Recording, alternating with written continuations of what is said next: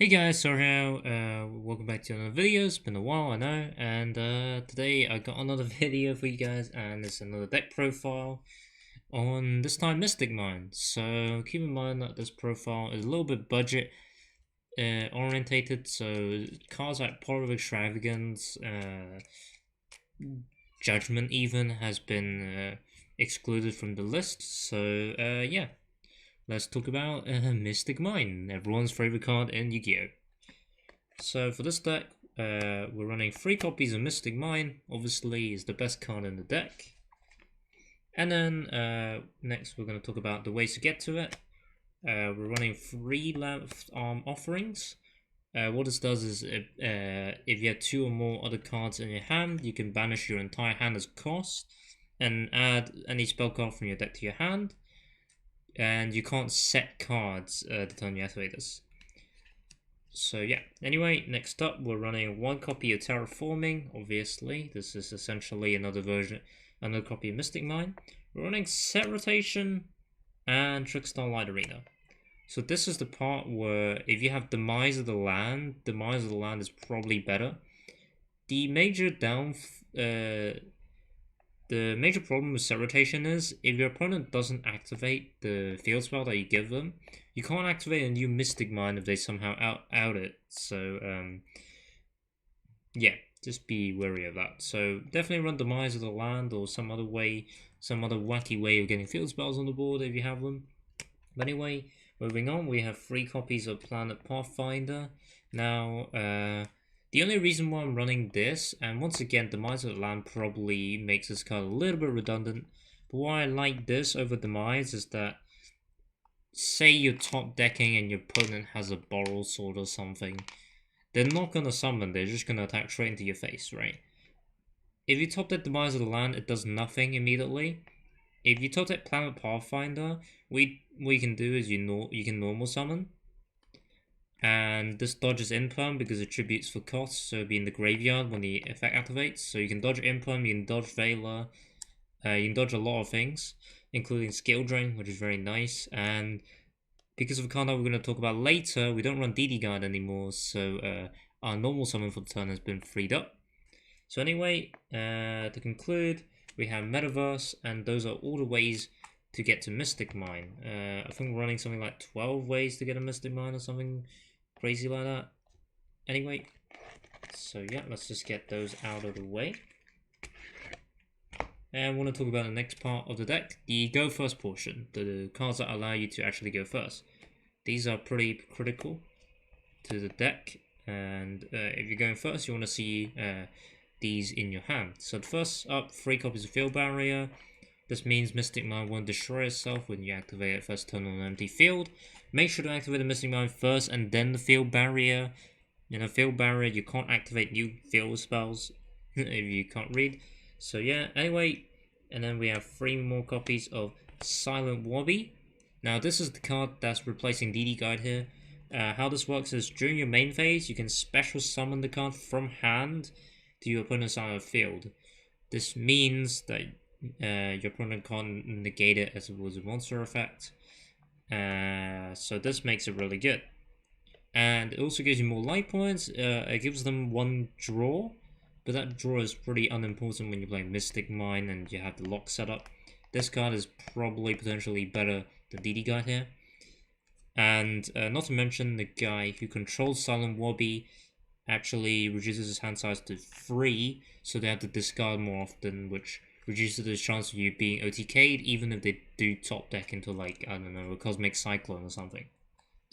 Anyway, next up are the... okay, let's just get these out of the way first. So next up are the ways that you actually win the game with. So we are playing the burn variant, so we're going to play 2 copies of Cauldron of the Old Man. Pretty self-explanatory, searchable with left arm offering. Next, we're going to play 2 copies of Wave Motion. A lot of people cut this card down to 1, or favor Final Countdown or whatever it is over it. I still think Wave Motion is a fine card. It's not as good as Cauldron. You want to be getting Cauldron as much as possible, but I think these days there's so many outs. Even with a with the full combo setup, it's not always guaranteed that you'll win. So getting to your win condition more often and earlier is often a good thing, and I thought I'd include one extra copy of win conditions in the deck, just to make it so that it's a little bit less risky if you don't get the next card that we're gonna talk about up early. So for the win conditions, we also have Goddess Skuld's Oracle. Now this doesn't directly kill your opponent, but what it does do is every turn you can look at the top 3 cards and shuffle the deck. So that means unless they run 3 Twin Twisters and they're all stacked towards the top, they're never going to see anything unless they open into it or search it. So yeah, this card is really good. Essentially means that your opponents are scooped pretty much if they don't open a way to get to to either rearrange their deck during their turn or search a spell trap removal. Alright, so those are the win conditions. So let's get those out of the way. And next up, we got the weird utility / tech cards. And first we got 3 Lava Golems. So I'm pretty confident running these because Lava Golem's actually really hard to play around, and unlike Kaiju's, is not once per turn, and because there's only should be 2, most of the time you're actually able to clear like a full board, unlike Sphere Mode, which has to attribute 3, and sometimes you can't, and sometimes your opponent doesn't have 6 monsters. So anyway, so that's just Lava Golem. Because we don't run DD Gun anymore, our normal summon isn't as impactful, so we're able to run Lava Golem, whose only restriction is to lock you out normal summons, and since we're not playing DD Guard anymore, that's not even a hindrance. So even if you go second, you're able to, Lava Golem over the Appaloosa, over the Borrowed Savage, whatever it might be.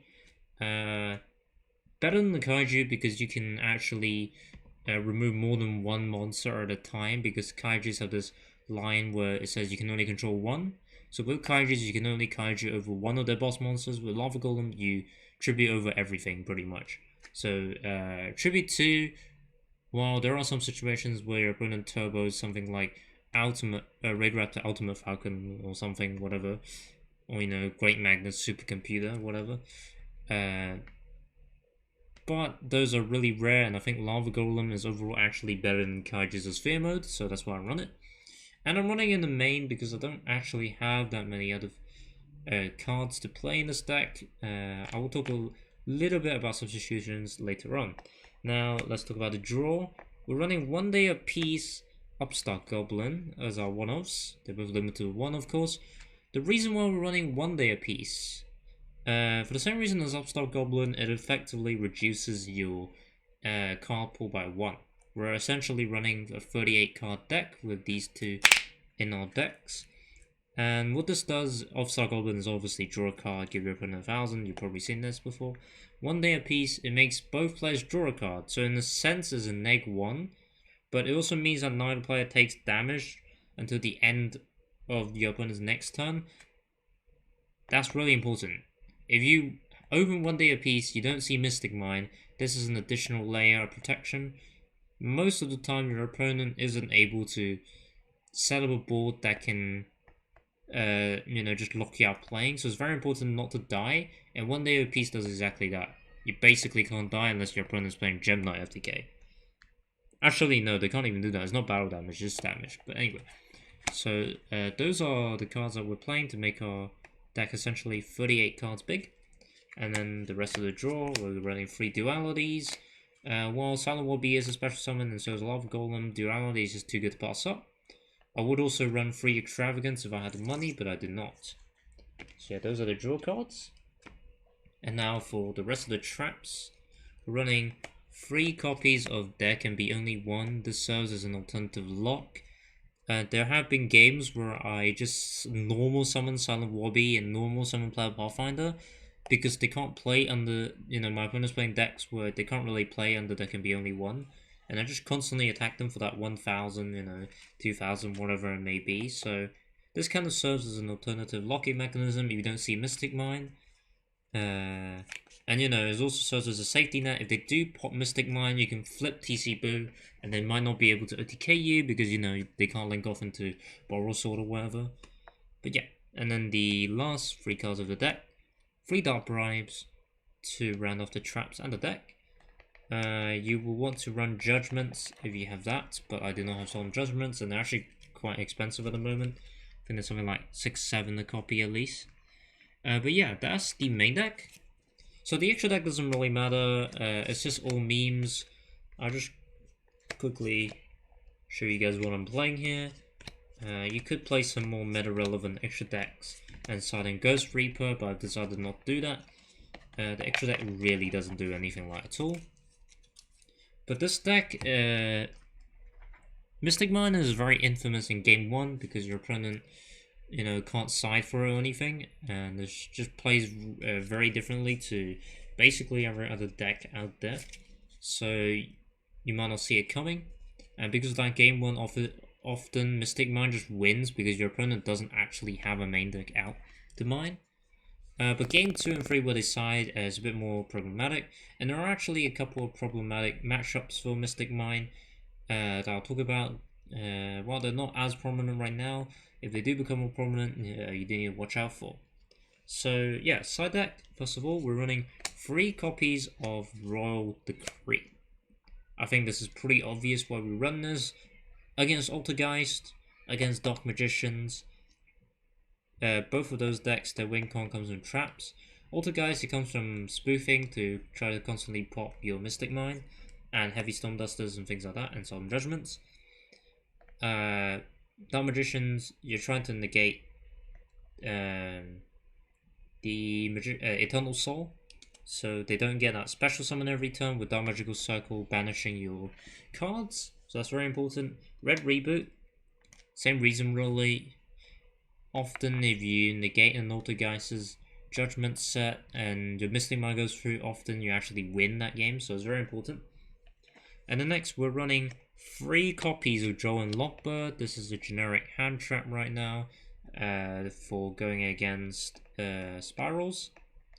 So not much to say here. Yeah, literally, that's just it. And then we're running 3 copies of Lost Wind. There are some times where Mystic Mine doesn't really work. You know, if say they are playing Blue Eyes and they're running that Ultimate Crucial Destruction card, this allows you to stop attacks without using Mystic Mine. That makes sense. And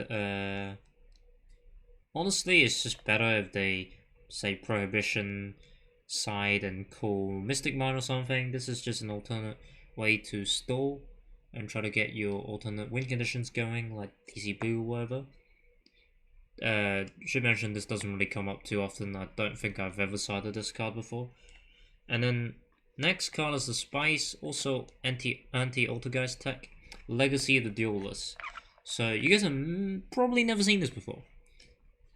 What it does is you can negate your own monster's attack to target spell trap and destroy it. This is not really too relevant, but the next part is which says each player can only set 1 spell trap from their hand per turn.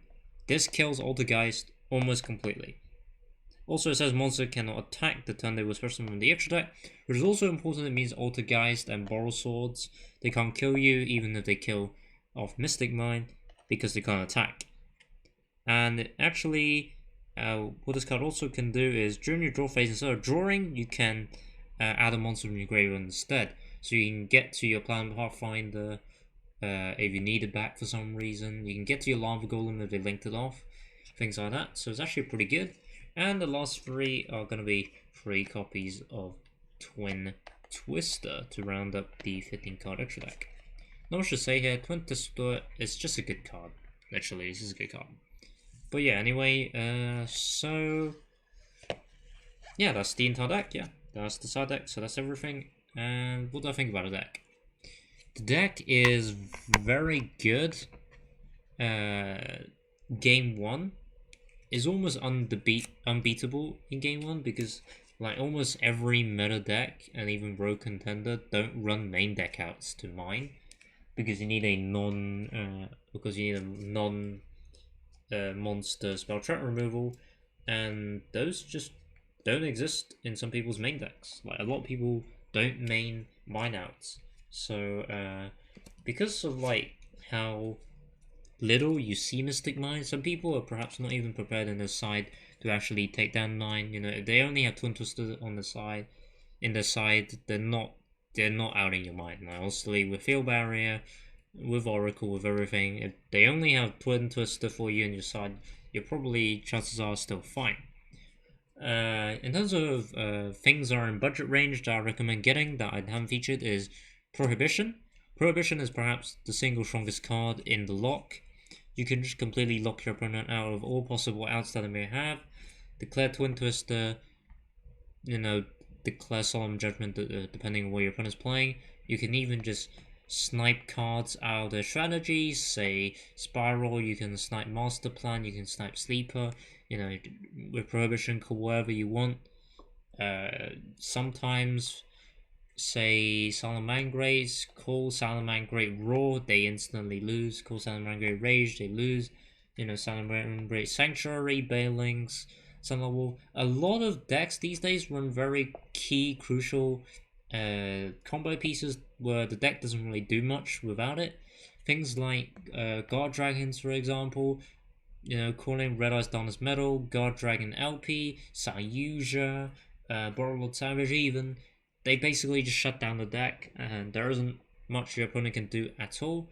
Combine this with some, backward hate negates like Dark Bribe, Judgment if you can afford it or have it, and Field Barrier. You're pretty much good to go against any matchup, and it's just really strong against current metagame of monster effects and whatnot because you just shut everything down and they don't have anything to deal with you. So yeah, that's the deck profile.